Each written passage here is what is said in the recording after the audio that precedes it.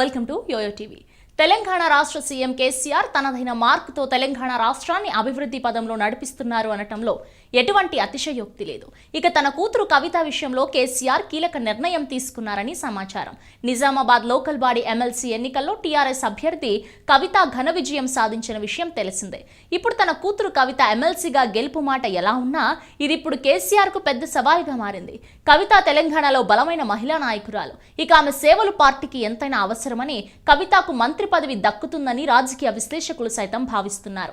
కవిత సేవలు టీఆర్ఎస్ పార్టీకి అవసరమని, మంత్రి బాధ్యతలు అప్పగిస్తే అది తప్పు ఎలా అవుతుందని వాదిస్తున్న వారు టీఆర్ఎస్ పార్టీలో ఉన్నారు. కవిత మంత్రి పదవిపై పార్టీలో ప్రముఖ నాయకులు అంతర్గతంగా చర్చిస్తున్నారని సమాచారం. ఇక సీఎం కూతురై ఉండి ఓ పార్లమెంట్ నియోజకవర్గం నుంచి ఎంపీగా గెలవలేని తన బిడ్డను ఎమ్మెల్సీగా గెలిపించుకుని కేబినెట్ లోకి తీసుకోవాలని కేసీఆర్ చూస్తున్నారని సోషల్ మీడియాలో వార్తలు కూడా వినిపిస్తూ ఉండటం గమనార్హం. అయితే గతంలో పొరుగు రాష్ట్రమైన ఏపీలోనూ మాజీ సీఎం చంద్రబాబు ఇలానే చేశాడు. కనీసం ఎమ్మెల్యేగా గెలిచే సత్తా లేని తన కొడుకు లోకేష్ ను కష్టపడి ఎమ్మెల్సీగా గెలిపించుకున్నాడు. చివరకు మంత్రిగా అవకాశం ఇచ్చాడు. దొడ్డిదారిన కొడుకును ఎమ్మెల్సీగా గెలిపించుకుని మంత్రి పదవి ఇచ్చాడనే ఇమేజీ చంద్రబాబుపై ఉంది. ఇప్పుడు కూతురు కవితను ఎమ్మెల్సీగా గెలిపించుకోవడంతో పాటు మంత్రి పదవి కట్టబెట్టే ఆలోచనలో ఉన్నారని ఊహాగానాలు వినబడుతున్నాయి. దీంతో టీఆర్ఎస్ కప్పులో మినీ తుఫాన్ చెలరేగుతుందనే అనుమానాలు వెలువెత్తుతున్నాయి. ఇప్పటికే కేసీఆర్ పై ఎన్నో ఆశలు పెట్టుకుని పదవుల కోసం ఎదురు చూస్తున్న వారు అనేక మంది పార్టీలో ఉన్నారు. ఒకవేళ కూతురికి మంత్రి పదవి కట్టబెట్టాలంటే ఇప్పుడున్న మంత్రుల్లో ఒకరిని సైడ్ చేయాల్సి ఉంటుంది. ఇప్పుడు ఈ అంశంపై పార్టీలో అంతర్గతంగా పెద్ద చర్చ జరుగుతోంది. ఇలాంటి టైంలో కూతురు కవితను కేబినెట్ లోకి తీసుకుంటే కేసీఆర్ కు అదనపు తలనొప్పులు ఎదుర్కోవాల్సి వస్తుందని రాజకీయ విశ్లేషకులు భావిస్తున్నారు.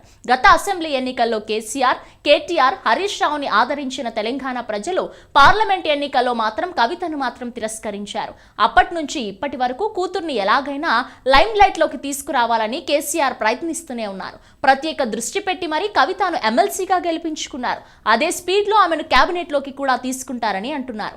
ఏకంగా కీలక మంత్రి పదవి ఇవ్వనున్నారని సమాచారం. అదే జరిగితే కేసీఆర్ కు రాజకీయంగా కొన్ని ఇబ్బందులు తప్పవని విశ్లేషణలు వినబడుతున్నాయి. అయితే రాజకీయ ఎత్తుగడల్లో ఆరితేరిన కేసీఆర్ గతంలో చంద్రబాబు చేసిన తప్పును చేయరని విశ్లేషకులు అంచనా వేస్తున్నారు. ఇక మరోవైపు కవిత తెలంగాణ ఉద్యమంలో కీలక పాత్ర పోషించి తనదైన శైలిలో పోరాడారు.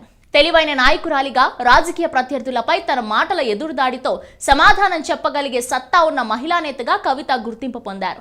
ఆమె సేవలు ప్రస్తుతం పార్టీకి చాలా అవసరమని కేసీఆర్ సహా పలువురు సీరియస్ గా ఆలోచిస్తున్నారని సమాచారం. ఒక బలమైన నాయకురాలిని మంత్రిని చేస్తే తప్పేముందనే వాదనలు కూడా పార్టీ లోపల బయట వినబడుతూ ఉండటం గమనార్హం.